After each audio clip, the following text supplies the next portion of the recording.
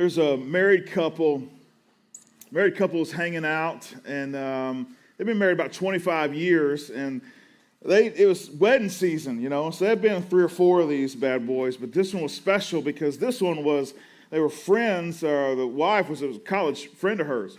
And so it was like, hey, they were going back, and all the folks that were there were all college friends of hers, and she knew a bunch of people, and her husband knows many people. He didn't see them on Facebook, whatever, but he was kind of getting no due to it. But she was having just a great, good, big old time, And had the wedding reception, and so everybody's saying hey to each other, and there's this one particular guy, and he is getting after it on the dance floor. You know what I'm talking about? Like them, you know what I'm talking about? That guy that can do the split and come right back up. I'd show you, but you don't want to do that right now in front of everybody. These jeans are a little tight, you know what I'm saying?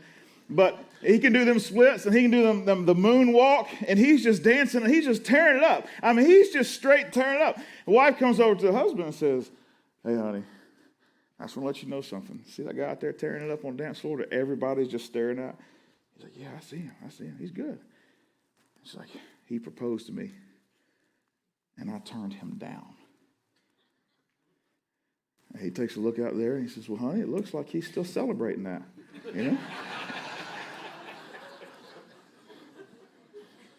Another couple has been married 30 years. It was 30th wedding anniversary. It was time to go uptown for one of these dates. When you go uptown, you got to put a tie on, So he's getting fancied up. Probably going to Fox or something. I don't know where they're going. Don't tell me. But they were getting ready to go. They were standing in front of the mirror. He was putting a tie on. He was putting that tie on, making it all straight. And she walked past. And he said, honey, I'll be honest with you. When I look in the mirror, all I see is a fat, ugly old man. I really could use a little encouragement. She said, well, baby, your eyes work perfect.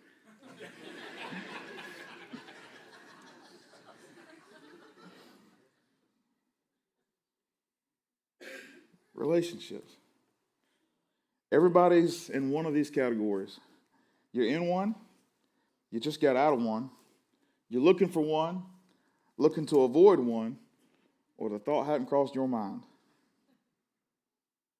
Here's the truth. Every February, our teaching calendar moves into some relationships in some way or form or another.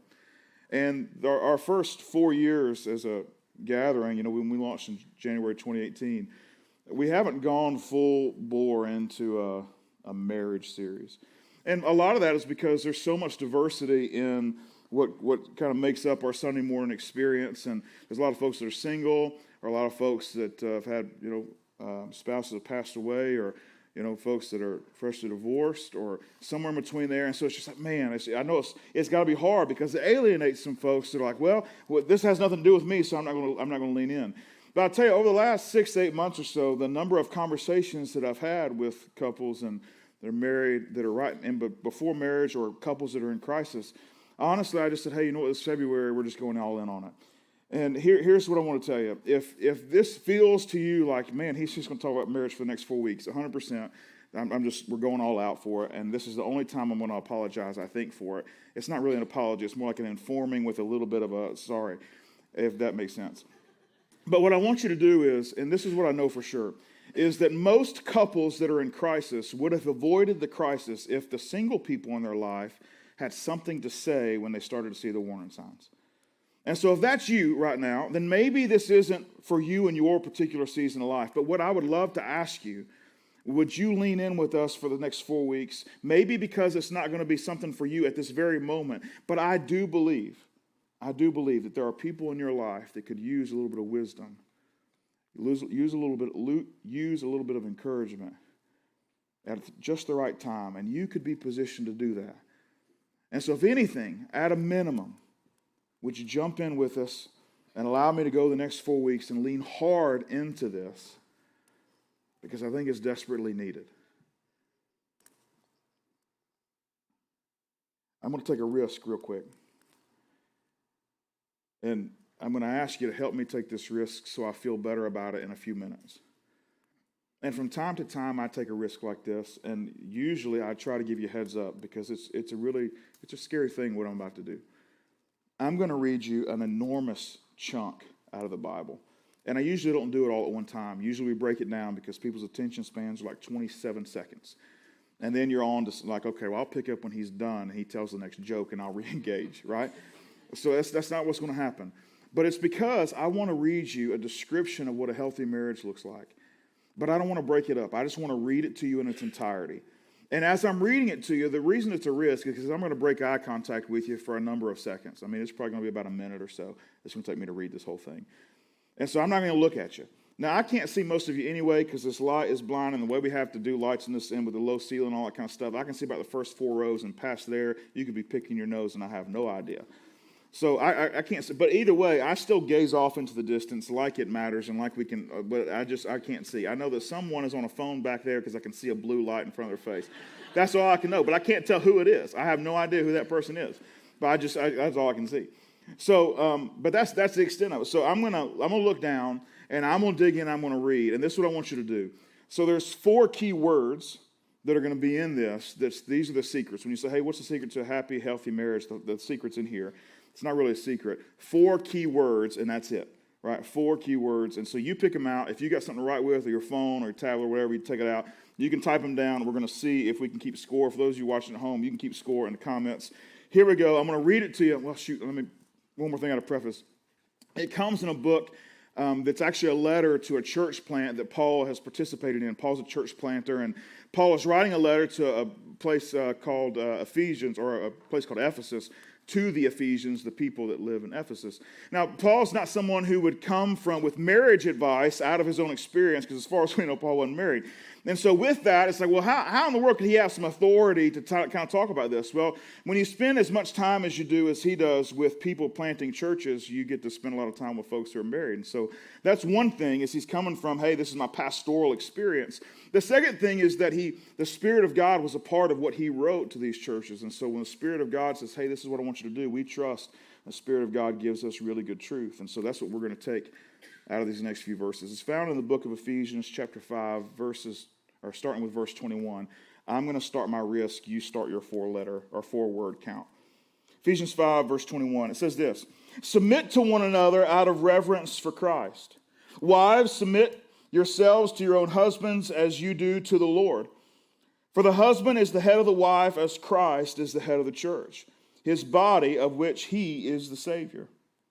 Now, as the church submits to Christ, so also wives should submit to their husbands in everything.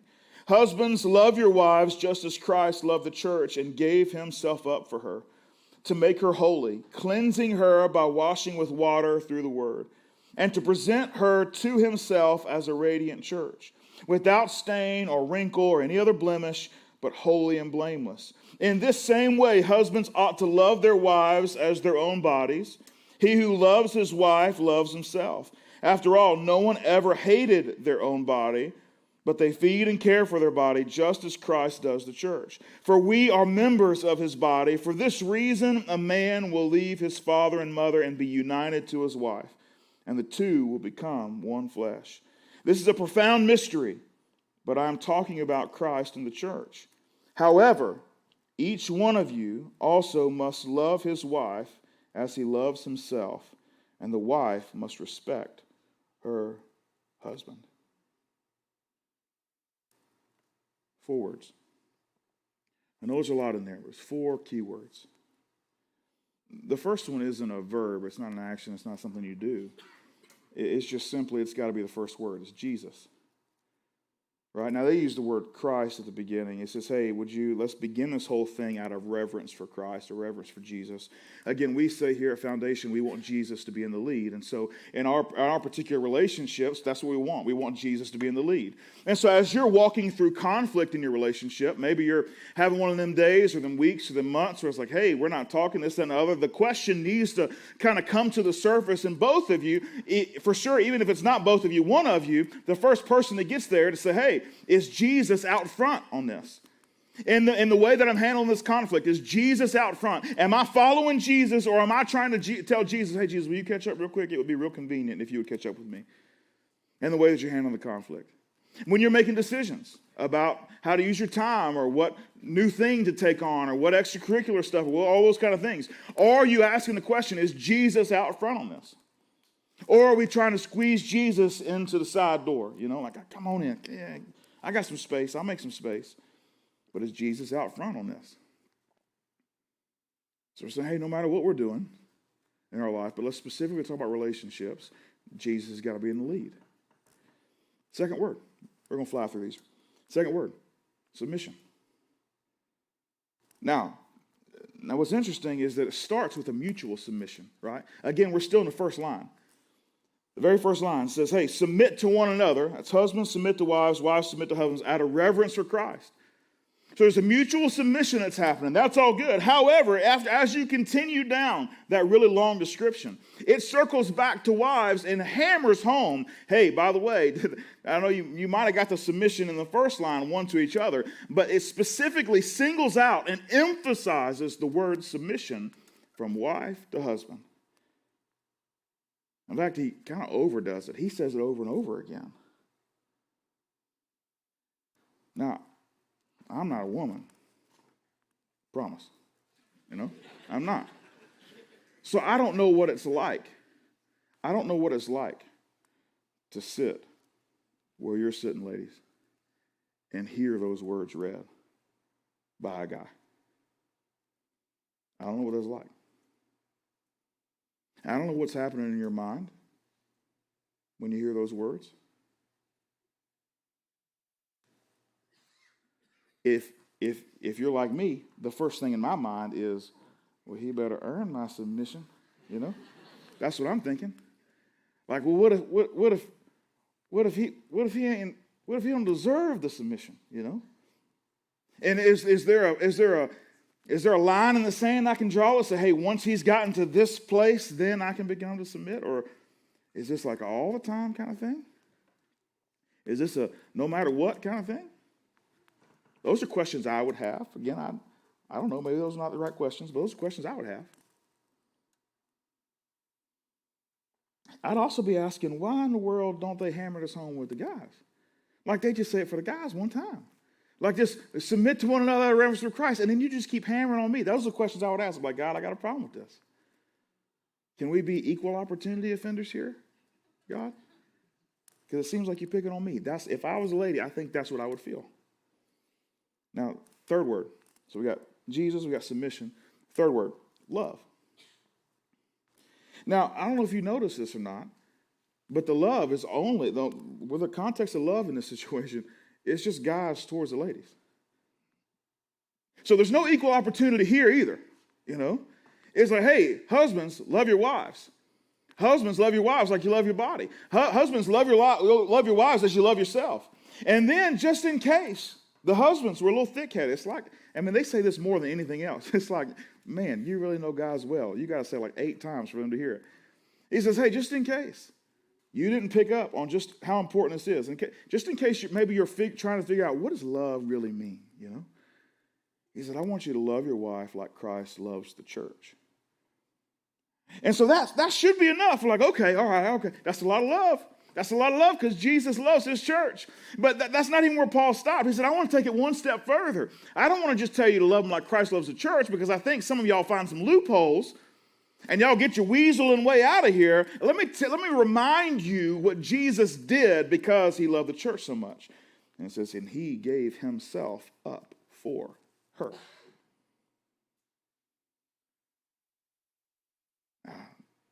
Doesn't say there's this expectation for the ladies to do the same. All of a sudden there's this emphasis, this weight put on guys.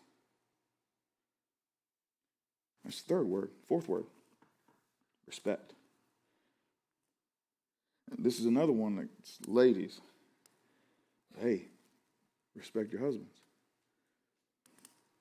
Now I'm just wondering, now Paul, you started so good with, hey, both of you submit to one another. Why couldn't we say both of you love one another?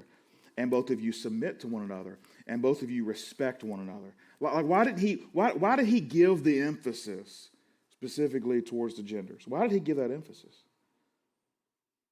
Yes, it's almost like the Spirit of God that was inspiring him to write what he wrote had a connection with the guy who actually created us, and the Creator gave them some insight that says, "Hey, I've actually wired men and women a little differently." And they're going to have some tendencies and some this propensity inside of them to move in one direction. And it feels like, you know what, that ladies are going to have a little bit of something well up inside them that says, hey, I don't like the word submit. And I don't like this respect that comes if he hasn't earned it. Those are two words that are really important to me. And so Paul says, I want to emphasize this because I need to make sure that everybody realizes that the way we treat other people and the way we admire, all those things are not dependent on whether they've earned it or not. It's because of their relationship with Jesus first, that everything that we do towards one another comes out of our relationship with Jesus. And the same thing on the guy side. I was like, hey, you know what? Maybe they'll get the rest of these things, but I need to really teach and lean in and overemphasize to a guy that, hey, this is what love really looks like. Giving yourself up for her. Now, when I think through from a guy's standpoint, what does giving ourselves up look like? It could mean some hobbies to make time. It could be some aspirations and a career to make time. All the things that as a guy, I know, at least I can speak from my own place, hey, those are enormously important. And not that those are not important to women. But just as specifically, I know for sure, there's no doubt in my mind, that us guys struggle with that. And setting an example for, hey, this is going to be the bar. This is what it looks like. So when we look at those four words, we have the key to successful relationships. Jesus in the lead, submission, love, and respect. Now, what we're talking about today in the next 4 weeks, and this is not what we're talking about at all today, but this is what the summary of what we're doing the next 4 weeks. Because when we talk about relationship killers, we're going to talk about the four things that kill those four things. The four things in our life that absolutely slaughter Jesus in the lead, submission, love, and respect. It's not rocket science, though. There's nothing I'm going to say over the next 4 weeks that's going to be like, oh my gosh, I never knew that. Relationships are actually really simple. We're the ones that make them complicated. Now, I am going to say this. I'll say this. I said it on social media. I'm going to say it this morning. I said it at the 9. I'm going to repeat it next week, and I'll probably give a little disclaimer at the beginning of week 3. We're just going all in, right? And so week 3 is one of those messages where if you've got kids that are elementary school and down that you haven't had a specific talk with yet, you're going to have some explaining to do when we're done. So, like, we are going all in, like, full force on week 3, and this is your warning. So you got a social media warning, you got a warning this week, you got a warning the week after. Week 3's coming, and it's hitting the fan, okay? It's going to be everywhere. You know what I'm saying? I'm just telling you, I don't want to have no emails. I cannot believe. Well, Karen, I told you. I'm just kidding. Not bad. Look. Oh, I'm in so much trouble. First relationship killer. First one, right out of the gate. Now we got a little bit of a foundation built. First relationship killer that kills those four things. Jesus in the lead. Love, respect, submission. The very first one. Time. Time.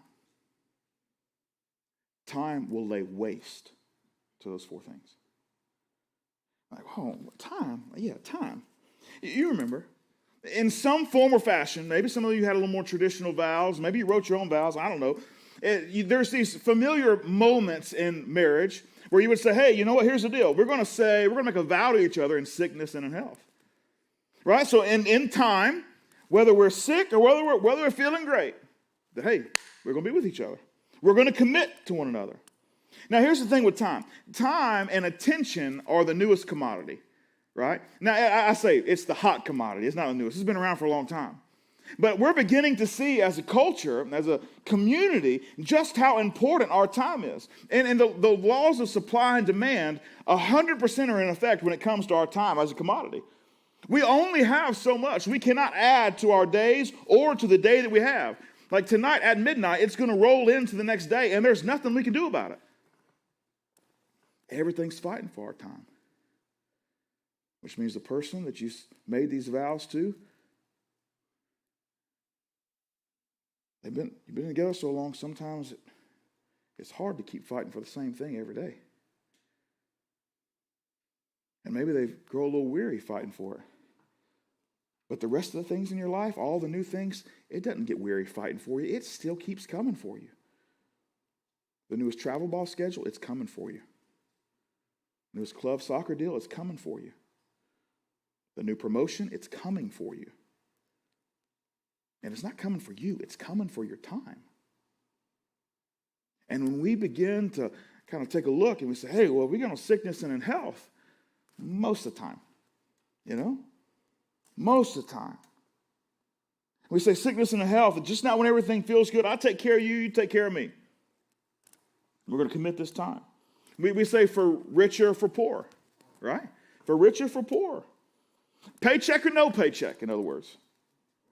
Got a promotion, didn't get a promotion. Things are going great, things are not going great. We've done a really good job building up some wealth, and we got a retirement plan, or we don't have a plan. I just got laid off, right? Rich or poor.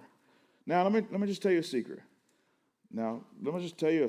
If you want to get rich quick scheme, it's not even a scheme. If you want to get rich quick, I've got 100% the secret, especially for those of you who are brand new into marriage, like right there at the beginning, or you haven't gotten started yet. I'm telling you, if you want to have gobs and gobs of money, don't have children.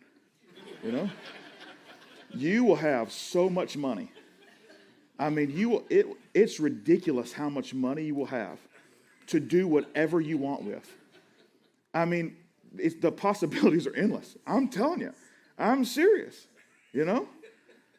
And you might be thinking right now, you're like, oh, we got nothing, though. We don't have kids. We don't have nothing. It's coming. You just stay with it, right? And you will have so much. You will be able to bathe in cash if you just don't have kids. Now, I'm telling you, I got 2 kids, and I would not trade them for $1 million. No, I wouldn't trade them for $1 million, right? But that's what we're talking about. Hey, here's the deal. Richer for poor. For better or for worse. Whether we're up and to the right or on a little downward trend. This covers all the stuff that's out of our control, right? Now, you might be saying, Clint, you have messed up. Because all the things you just said, in sickness and in health, richer for poor, better for worse, those are circumstances, not time. You're right. You're right. But there's a time frame involved here. Remember? Till death do us part. Till death do us part. And so at the end of the day, we're going to say, hey, richer for poor. How long? I don't know, but for sure, till death do us part. Sickness and in health, how long? I don't know, but until death do us part. Better or worse? I don't know how long, but for sure, till death do us part. And so we make a commitment that says, hey, you're going to have my time in all of these circumstances. No matter what the circumstances, I'm going to give you my time. And I've defined it by how much time am I going to give you? I'm going to give you all the time I got in between here and now to accomplish the better or the worse, the sickness and the health, the richer or the poor, all those things until death do us part. And that for sure is what I'm offering and I'm giving. Time spent, attention paid. That is the vow. Now, when we take a look at it, what does time communicate, right? It communicates worth and value. It can communicate what you're interested in when you spend that time. It can communicate boredom. It can communicate taking something for granted. We all know the phrase, time is money. The truth is, time is love. Now, we can all say the right things, You know what I'm talking about. Like on a birthday, like a spouse's birthday, your fiance's birthday, the person you love's birthday, You got to post something on social media. That's the rule. And you got to say something real nice, and you got to put it out there. Now, the problem is when you did something super nice the year before and you're like, can I just copy and paste? Because I can't get better than what I did last year. Can I just reshare that and say, she's another year older, Does that work? No. But you got to do that. But the truth is, a lot of times we make these posts on social media and say these words, but they're just empty because there's actually no time. If you got to choose between pictures and words and time, choose time. Now, I'm not saying the pictures and the words are not a good thing. Let's keep doing that. That's positive. It lets positive stuff out into the world. I love it. It's good. But it is no substitute for time paid, attention given. The way we spend our time displays our priorities. And the truth is, like I said, you can't add to the time you get in a day. Relationships and the way time works, it's a zero-sum relationship. Zero-sum relationship. In other words, it's got to stay even. Every yes is also a no. So when we make a decision, hey, I want to say yes to this extracurricular thing, that's cool, that's a yes. But you're saying no to the time with your spouse, right? And maybe you've agreed on doing that. But there's only so many times that you can do that because you only got 7 nights a week, And so if you're constantly saying, hey, all week I'm gone, all week I'm gone. And all of a sudden you start looking around like, well, shoot. I think some of us need to probably actually take a little tally sheet and count how many hours we spend with our spouse a week. And I don't mean like asleep in the bed. Those don't count. If you're doing other things in the bed, those count, but not when you're asleep. Doesn't count. It's week 3, though. I'm getting ahead of us.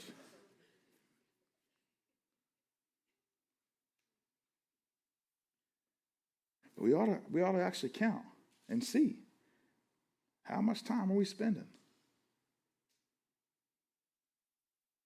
It's zero sum.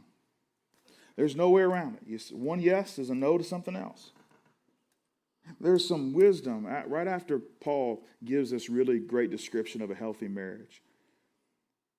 Just a couple verses later, he has this gold nugget that he just lays out. And I think it has so much application in who we are in terms of our relationships. Same little section, Ephesians chapter 5, verse 15. We'll put this on the screen for you. He says this, be very careful then how you live.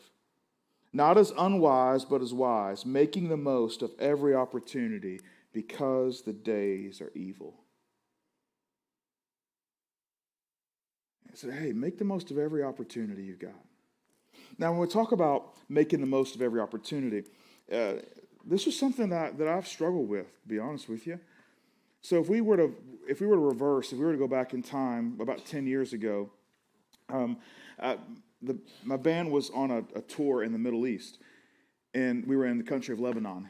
And on our off day on that particular tour, we had the opportunity to go and visit a historic place. And so there was a place up the road in the direction of Turkey, that there was a forest of cedar trees. And there's 2 main forests of cedar trees in Lebanon that's left. And what we were told was, hey, this particular cedar tree forest is where Solomon would have gone to grab cedar tree wood for when he was building the temple, and specifically the place called the Holy of Holies. And so in terms of just history of the people of God, it was important. I was like, hey, I for sure want to go and walk in this cedar forest. And so on our day off, we got in a taxi. I was there. Brady was there. Alan, is Alan in here? Alan, step out. He was here for the 9. Is Alan back there? I can't tell. Alan's in trouble. So me, Brady, Alan, the rest of the guys in the band, we were over there. So I guess there was 5 of us, 6 of us, something like that. So we piled in this taxi with a guy who did not speak any English. Brady corrected me this morning. The only word he knew was halt.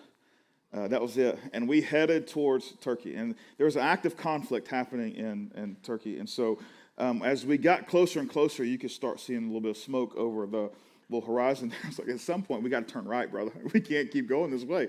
So eventually we turn right and we start going up into the mountains, and we get there and there's snow. I mean, I would have never thought in my wildest dreams that I would have walked in or hiked in the snow in the Middle East. I just never would have thought it.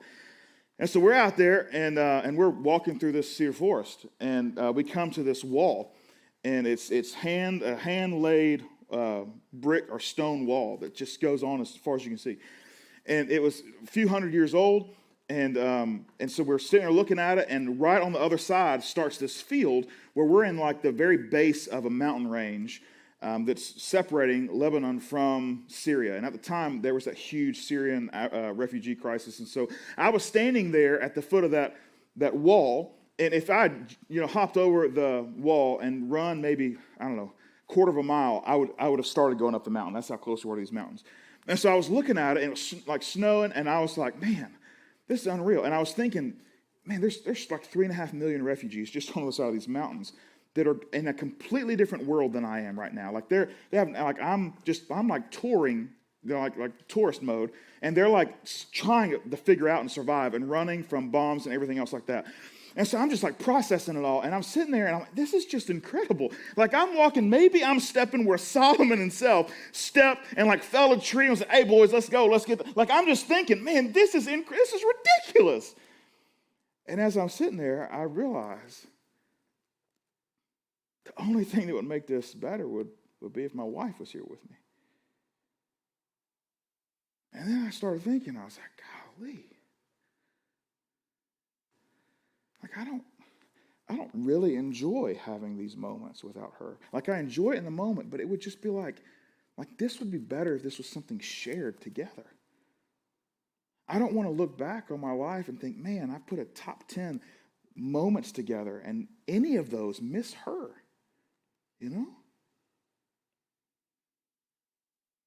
So fast forward a little bit, we were in Guatemala on a mission trip this time. And we had an off day, and so we had an opportunity to do the world's second longest zip line, right? Highest, and it was between two mountains. So you drove up one mountain, you got on the zip line, and you zip lined across this enormous ravine to another mountain on the other side. And so I, of course, was like, let's go.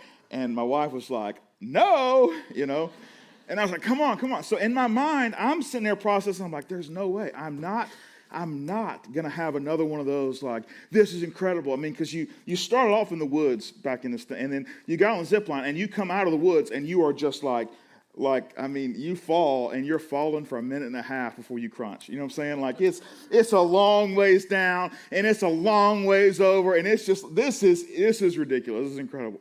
And so I got to get, so anyway, I beg, and I beg, and I beg, and I beg, and I just didn't want to go back with, let me tell you how cool this was, and Brooke have never done it. And so I begged, and finally she said, sure, kind of. I'm pretty sure she was thinking if I would just go and be gone, then she would have chickened out. I don't know. I'm not sure. But she gets ready to go, and she, she's hooked in, and she does it. A little, not thrilled about it, but she does it because I asked her to do it. Because I wanted to do it with her. She did it. She said a word you're not supposed to say in church. But she did it. And I was so pumped about it. Like I was just like, this, I wouldn't trade this for anything. This is good. This is good. I also convinced her to ride on the back of a motorcycle, a dirt bike with me all over the mountains with no helmets. And I told her I'd driven a motorcycle before. I'd never done that. She's on there and we are going. It was so good. It was good. We fell once. It was fine. But making the most of every opportunity. That's what I want to chase down. That's what I'm after, Maybe I can start. I've got a challenge for you this morning. I want to tell you part one of the challenge, and then I got to hustle because I'm almost out of time. So the first part of the challenge is this. Do you have a bucket list with your spouse? a bucket list of things that you want to experience together? I don't. And I, I knew I was going to be talking about this, and I've known I would be talking about this for a few weeks, or this particular part. And so I've intentionally not done it because I wanted to do it with you, right? But I think we need one because we can get real practical in how we spend our time, which is all good. But I think having a bucket list of, hey, these are the things that we for sure want to experience together. Let's dream a little bit, and let's begin to work towards them. We talk about the practical things, talk about date nights, those are great. Trips, those are great. Meals, those are great. It's just, they're all tools for time, That's what it is. So as I've done marriage counseling with couples, over the last 15 or so years, I had a bunch of couples that would come in and they were just having a lot of troubles. Like they were just struggling. And so I started noticing a few recurring issues that were in all of them. All the ones that were struggling they all had some pretty similar things. Now, their circumstances were different, but there were some norms in all of them. And so I've put together 5 rules for married couples that I share with all the pre-marriage folks that I do. And one of those rules, though, is, and this is what I found, was that you need to be eating dinner with each other, as a family, 4 nights a week. And that the couples that were in crisis, they weren't doing that. It was 1 night, maybe 2. But it was never 4. Now, I'm sure there's probably an exception. I'm sure there's a marriage out there somewhere that eats dinner together 6 times a week and they still have issues. I'm sure it exists. I just haven't, in my experience so far, I haven't met a couple getting ready to get divorced that was eating dinner together face-to-face at least 4 times a week. And so I say that to say, hey, that 4 times doesn't fix what's already broken. However, oftentimes it helps keeping something from breaking. So it gives you an opportunity to have some conversations about some little things before they become big things. It creates a rhythm of, hey, I'm going to set aside time. And I've had people come and say, hey, well, we can't do dinner because I do the shift in the evening. And so it's breakfast for them, right? That's just the way it is. And so, in fact, for our staff, it's required. Like we do check-ins with it to see how's it going. And if they're not doing 4 nights a week, then I've got to make a change, or I strongly encourage them to say, hey, you've got to drop some of these things because you've got to have 4 nights a week with your spouse. Now, it's okay if the kids are there, right? I mean, there's not 4 date nights a week. It's just, hey, we're having dinner together. And it doesn't count for the guy to be watching the football game and the girl to be in another thing working on something else, and yeah, we did eat dinner at the same time. That's not what I'm talking about. I'm talking about you're sitting next to each other or across from each other at the same table or at the bar together or whatever you're doing, or sitting on the couches together, whatever it is, but it's opportunities for you to interact a little bit. 4 times a week. It's a minimum. Time. There's this really great little nugget that one of the guys that wrote in the Psalms wrote. And I think it's got so much value to where we're at. It's in chapter 90, verse 12. He says this, teach us to number our days that we may gain a heart of wisdom. Teach us to number our days that we may gain a heart of wisdom. In other words, what it's trying to say is, hey, when we look at time, we need to make sure we have the right perspective about our time. And that perspective is, it's running out. Our days are numbered. And none of us know what the number is. However, when we begin to realize that our days are numbered, that we are not promised anything in terms of the number of days till death do us part, we don't know. But when we begin to look at our days that way, all of a sudden that zero-sum relationship of, you know what, I don't know if I've got 20 more years with you, or 30 more, or 40 more. I might only have 1 more. Or maybe the way time works, I might have a week. And so I'm going to start processing and thinking through my yeses and my nos through the lens of, I'm not going to just say, hey, I'm going to shut down everything. I'm going to hold on to your leg like a toddler and follow you around everywhere. Like, I'm not saying that. But you are starting to process the things that you give away, specifically your time, thinking through the lens of, hey, if I'm going to make an investment in my time somewhere, it's going to be the one that I'm connected with, that I've made a vow to. sickness and health, better or worse, rich or poor, till death do us part. And that's where my most significant time investment will be. Period. I guess we put it this way. When we realize our time is running out, we begin to see and understand opportunities the way God does.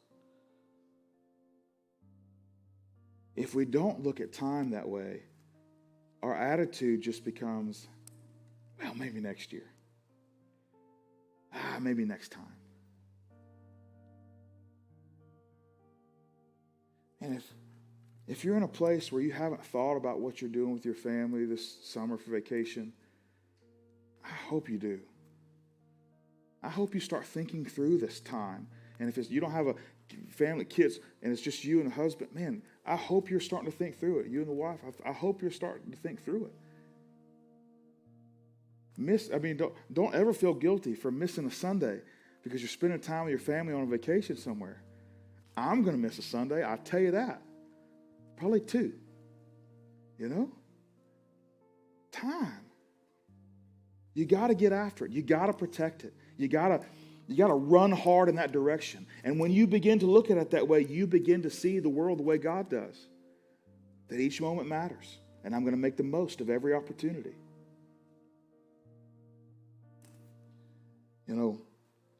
I wanted to make sure that this series was super practical. So I want to give you the full challenge. I mentioned this bucket list, right?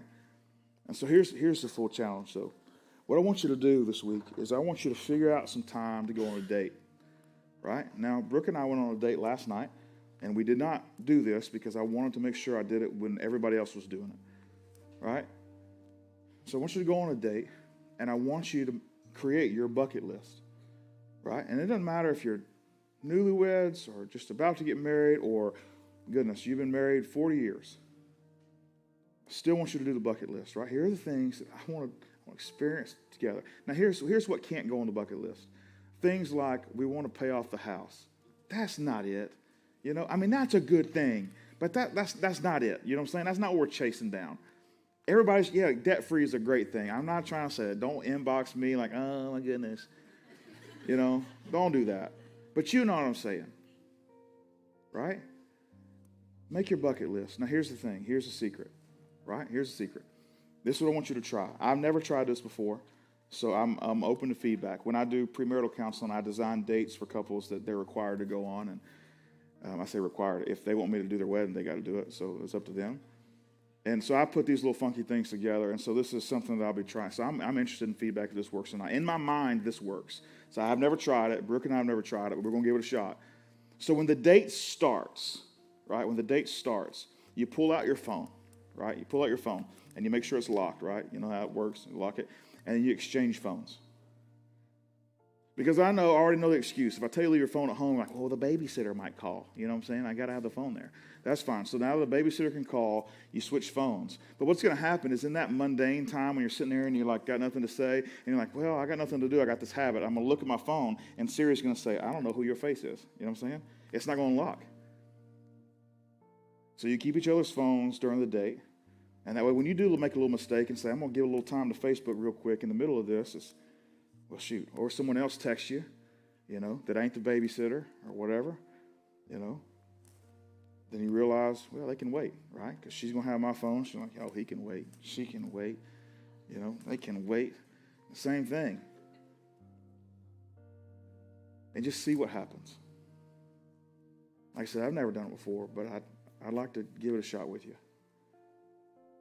So let's find time this week, a date with a sole purpose of let's make a bucket list. Minimum of 5 things. You get 10 as bonus points.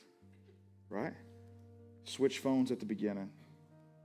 Don't switch phones until you week 3 on the back end. Okay? That's how you get your phone back. I'm just kidding. You know how to do that. That's your thing. It's up to you. Only a couple you picked it up. Everybody else is like, week 3. I think what you're going to find,